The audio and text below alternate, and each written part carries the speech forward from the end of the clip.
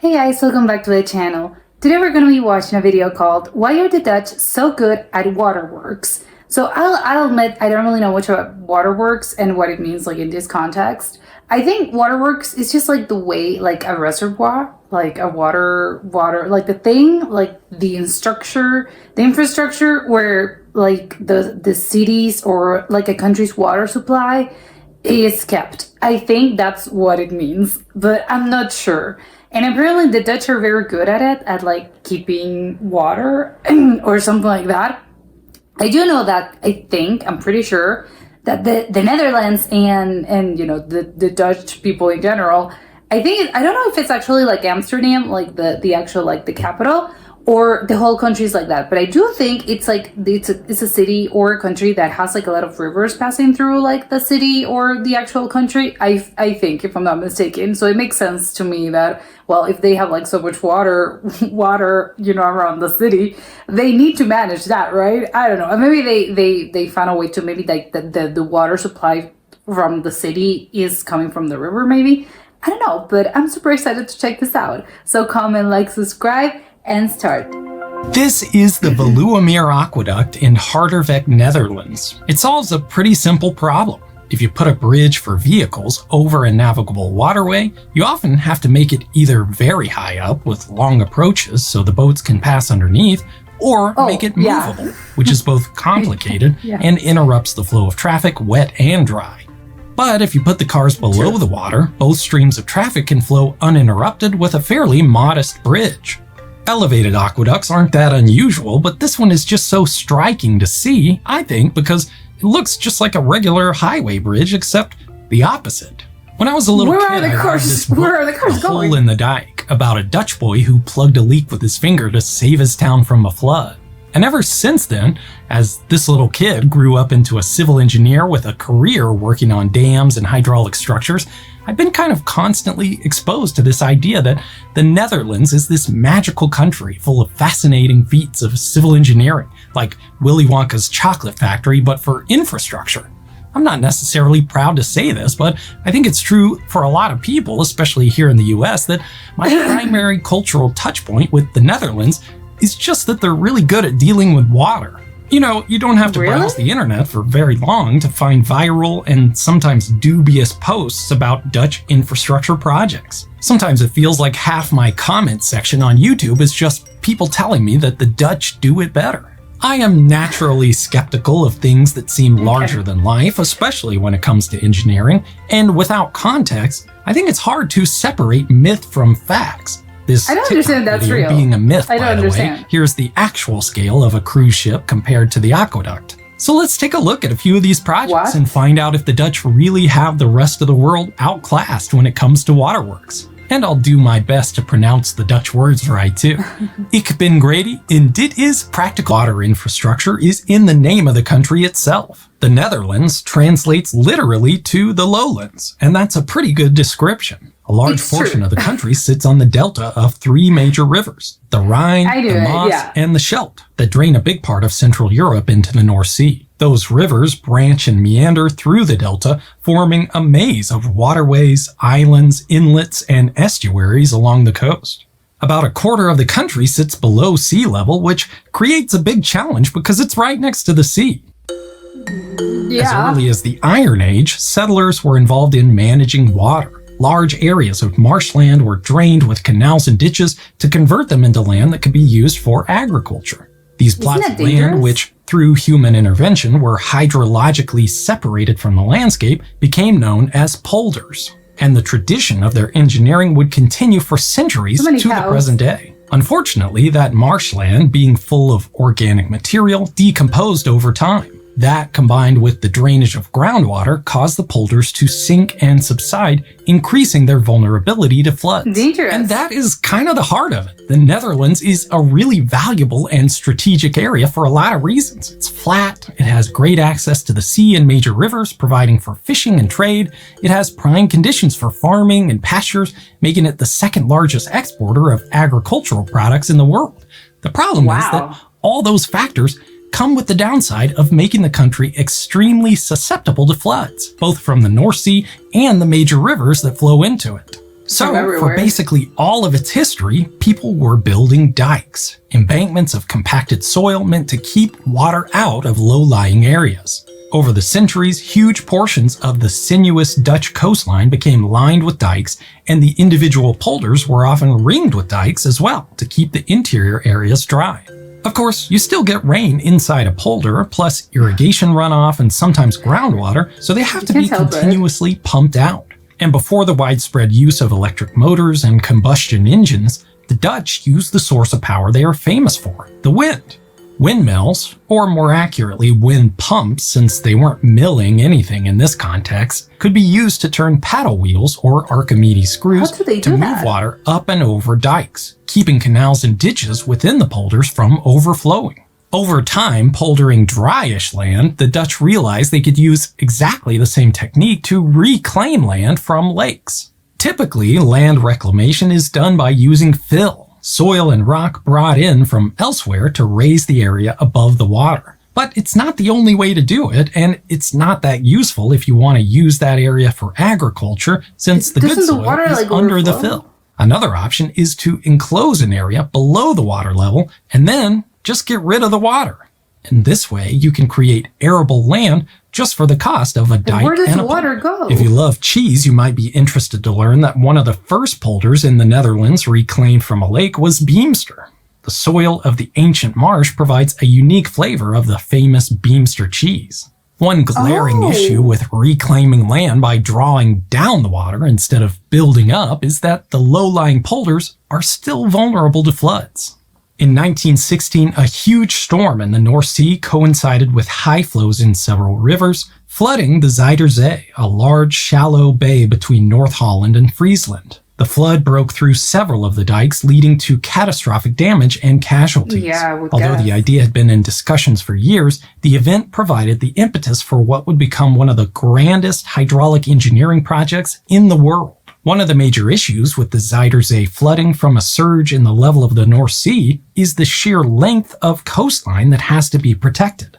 Building adequately large and strong enough dikes to protect it all would be prohibitively expensive and just plain unrealistic. So Dutch engineers devised a deceptively simple solution.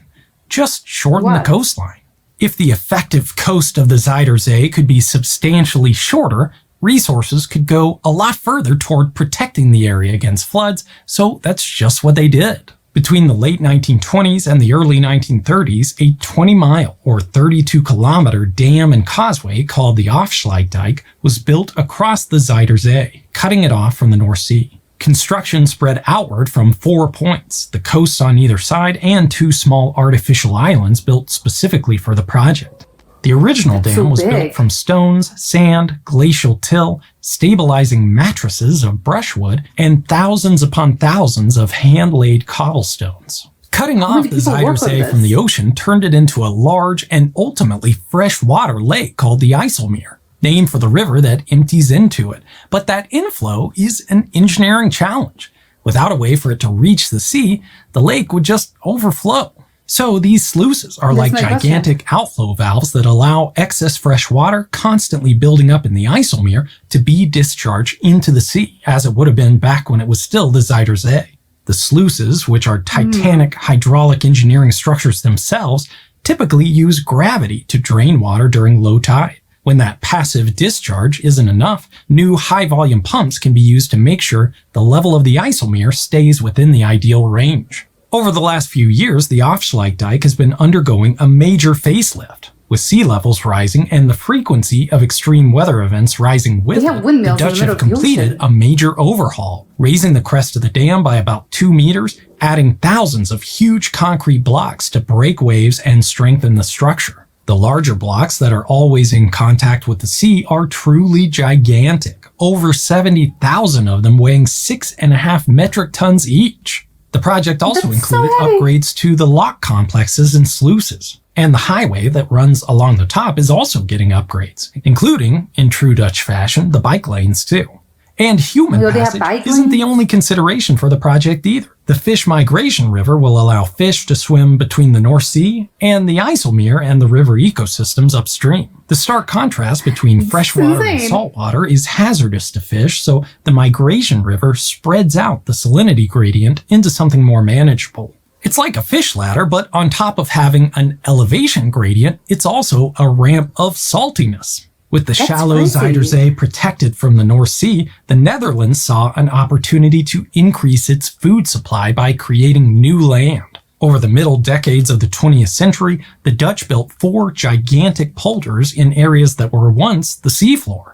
These polders were built using the same principles as before, just with scaled-up 20th century technology. There are even examples of our old friends, Archimedes screws being used, albeit with modern electric motors. Veringermeer and Noordoostpolder were built first, but the Dutch faced a problem. With such large areas of land dried up, the groundwater in adjacent areas flowed out and into the polders, causing subsidence and loss of freshwater needed for agriculture. The following polders, a pair of adjacent tracts called Eastern and Southern Flevoland, avoided this by retaining a small series of connected lakes. These bordering lakes keep the polders hydrologically isolated from the mainland, Of course, and this is it makes also where sense. you'll find the Veluwemeer Aqueduct. The later 3 polders became Flevoland, a totally new province of dry land reclaimed from the sea. A succession God, of it's carefully a province? selected crops were grown to rehabilitate the salty soil, making it fertile enough to farm. All you need to do to That's see how well it insane. worked is to look at these aerial photos of all the farmland in Flevoland.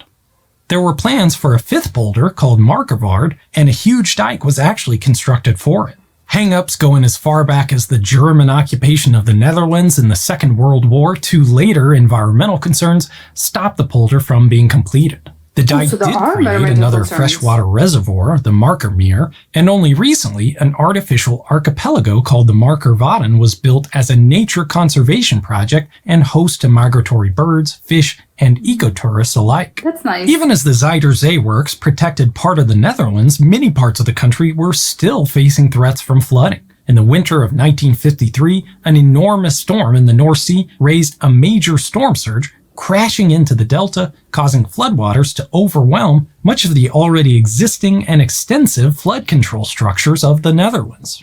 A staggering 9% of all the farmland in the whole country was flooded. 187,000 farm animals drowned, nearly 50,000 Oh, no. buildings were damaged or destroyed, and over 1,800 people perished. It was one of the worst disasters in the history of the country. Just as with the Zuiderzee, the extraordinary length of the coastline of this area meant that adequately strengthening all the dikes in response to the storm wasn't feasible. So an Yeah. incredibly intricate plan called the Deltawerken, or Deltaworks, was put into motion to effectively shorten the coastline with a series of 14 major engineering projects, including dams, dikes, locks, sluices, and more. Unlike with the Zuiderzee throw works, everything. fully enclosing the area and cutting off the sea wasn't an option. Firstly, the Rhine and the Maas have gigantic flows. The Rhine is one of the largest rivers in Europe, and that can't just be walled off. There are also true. concerns about environmental impacts and ensuring the easy movement of the huge amount of shipping that uses this waterway. So many of these structures have to be functionally non-existent until they're needed. The resulting It's true. projects, along with the Zuiderzee works, have shortened the Dutch coast by more than half since the 19th century. Yeah, it's a These lot. feats are so impressive, they're on the American Society of Civil Engineering's list of wonders of the modern world. And it's easy to see why when you take a look. Yeah. This is the Oosterscheldekering, the largest of all the delta works. It was initially designed to be a closed dam, similar in some ways to the Afsluitdijk. If constructed as initially conceived, it would create another large freshwater lake. But by the time it was under construction in the 1970s, environmental impacts were much more appreciated than they were in the 20s and 30s. So the dam was designed to include huge sluice gates to allow massive tidal flows during normal conditions People on while their bikes. retaining the ability to fully close off the inland portion of the delta from the sea during storm conditions. The Oosterscheldekering comprises 2 artificial islands and 3 storm surge barrier dams connecting them. The larger of the islands also contains a lock, allowing for ships to pass through. The floodgates are staggering in scale. There are 62 steel doors, each 138 feet or 42 meters wide, and weighing up to 480 metric tons. Even the piers between them were a monumental effort.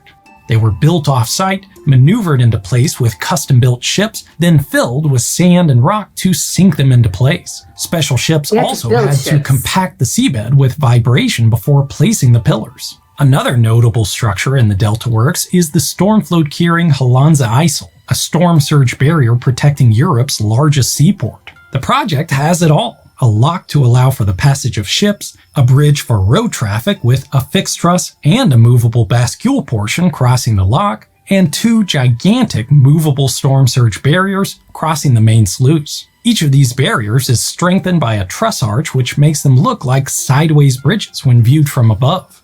And then there's the Maaslandkering. This is probably the most impressive storm surge barrier on the planet. Those TikToks showing out-of-scale cruise ships crossing the Veluwemeer should have just shown actual gigantic ships cruising through this huge ship canal safeguarded by the Maaslandkering. It's hard to communicate the scale of the 2 gates. They're considered one of the largest moving structures on Earth, and moving them is a process. The gates normally sit in dry docks. When it's time to close them, the dry docks are flooded and the hollow gates float in place. Then they're pivoted around gigantic ball and socket joints at the end of each truss arm.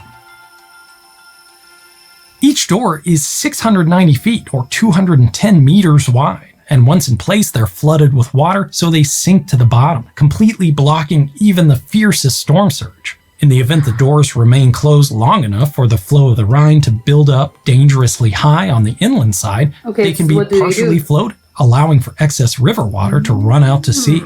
Since its completion in 1997, aside from annual testing, the Maaslandkering has only been closed twice, once in 2007 and again in 2023. And to me, that tells the story of Dutch Waterworks more than anything else. It's all a huge exercise in cost-benefit analysis. Look at 2 alternate realities, one where the Delta Works weren't built and one where they were, and then just compare the costs. In one case, the costs are human lives, property damage, agricultural losses from saltwater, and all the disaster relief efforts associated with, so far at least, just 2 big storms. And in the other case, the costs are associated with designing, building, and maintaining an infrastructure program that rivals anything else on the globe. The question is simple: which one costs more? Look at many other places around the world, and the answer would probably be the Delta Works. Just the capital cost was around $13 billion, and that doesn't include the operation and maintenance or environmental impacts of such massive projects. But in the Netherlands, where a quarter of the country sits below sea level, it's a fraction of the cost of inaction. In the United States, most flood control projects are designed to protect up to the 1 in 100 probability storm. In other words, in a given year, there's a 99% chance that a storm of that magnitude doesn't happen. In the Netherlands, those levels of protection are much higher. River structures go from the 1 in 250 all the way to the 1 in 1,250, and flood protection from the North Sea goes up to the 1 in 10,000 year event. It only makes sense because practically the entire country is a floodplain. Massive investment in protection from flooding is the only way to exist. And those projects come with other costs too. The Zuiderzee works cost the entire area's fishing industry their livelihoods, and some consider converting such a large estuary into a freshwater lake one of the country's greatest ecological disasters. So there are no easy answers, and the Netherlands' battle against the sea will never really be over. Major waterworks are just the reality of the country, and they keep evolving their methods. One example is the Room for Rivers program, which is restoring the natural floodplain along rivers in the Delta. Another is the Sand Engine, an innovative beach nourishment project that relies on natural shoreline processes to distribute sand along the coast. The Dutch government expects the North Sea to rise 1 to 2 meters or 3 to 7 feet by the end of the century, meaning they'll have to spend upwards of $150 billion just to maintain the current level of protection. That sounds like a staggering cost, and it is, but consider this. That investment in protection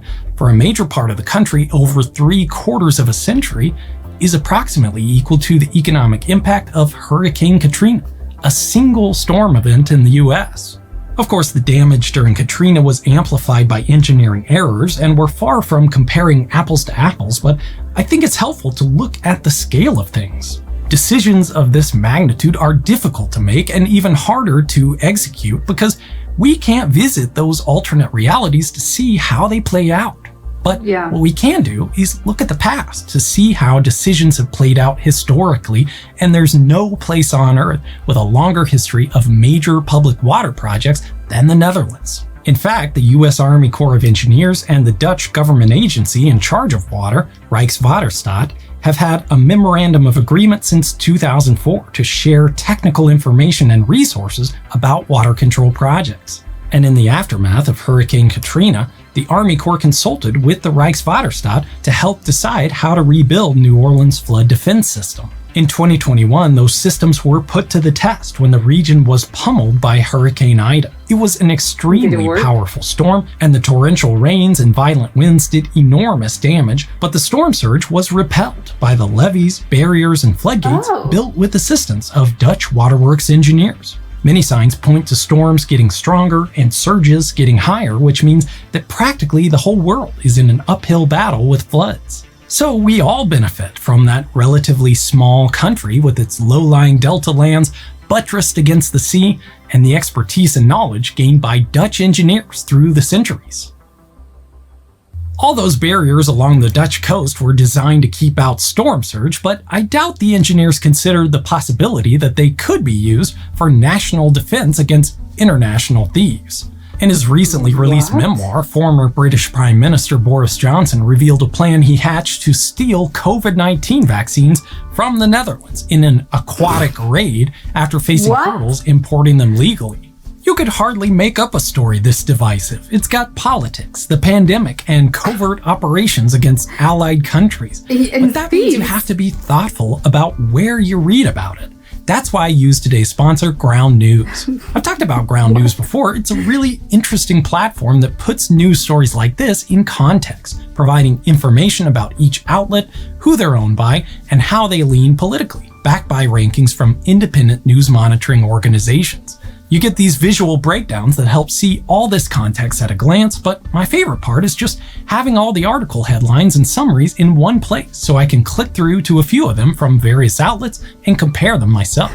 You can see this story is a headline writer's dream. It can be slanted in a lot of different ways. They also have a feature called the blind spot that shows you stories mainly covered by one side of the political spectrum, stuff you might totally miss if you only follow a few main sources for your news. It can be really frustrating trying to follow the news just to get the facts, especially for controversial subjects like those that involve politics, environmental issues, or ongoing conflicts where there's more motivation to get a particular narrative across. In that way, journalism has a lot of power over us, and Ground News hands some of that power back to you. If you'd like a more transparent media landscape, they're offering a huge discount right now at the link in the description, 50% off the Vantage subscription, which includes unlimited access to all their features. ground.news/practical engineering, or just click the link in the description. Thank you for watching, and let me know what you think.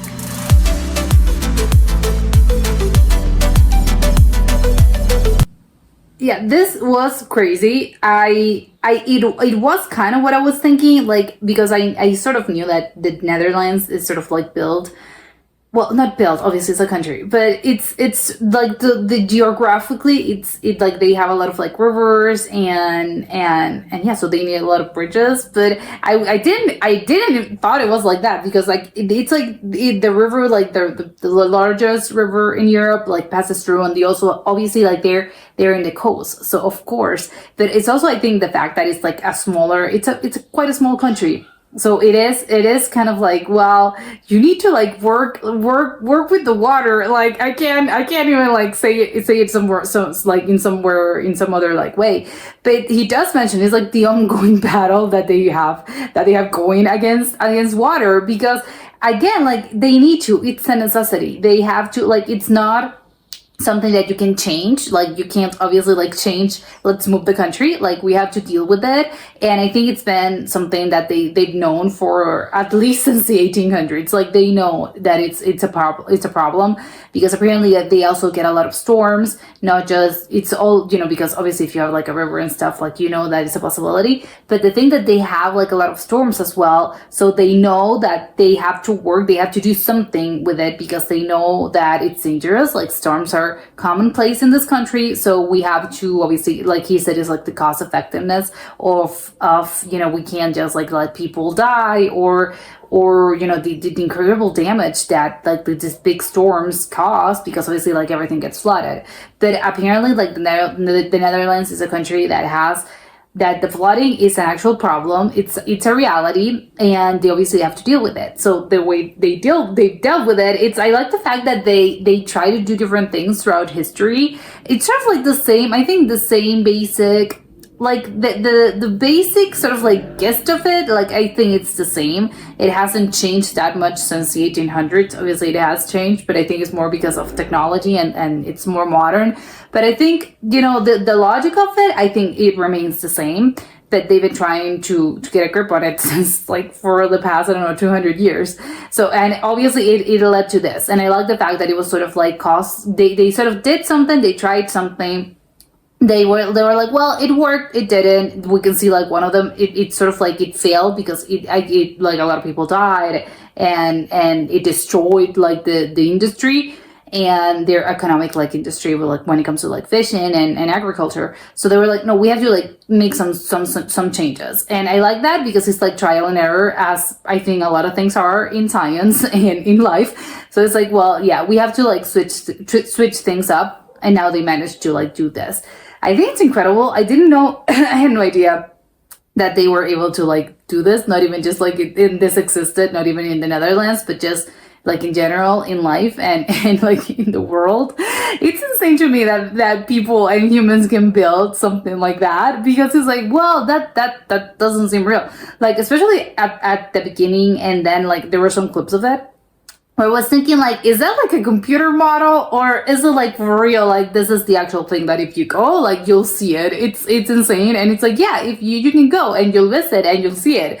It's crazy. I'm like, wait, how do you build that? I can't even imagine. Like, he only mentions like the cost. Insanely, so expensive. I can't even like, it's so incredibly expensive to build this. But like he said, it's a thing that like you need to, like, they need to do this, and they know that, because obviously they have their projections, and they know that by the end of this century, like, things are just gonna get worse. Like, the surges are gonna get even higher. The floods are just gonna get worse, and it's like they know they're preparing themselves, and they'll adjust. But they know it's a reality that is in the years to come. That's gonna happen.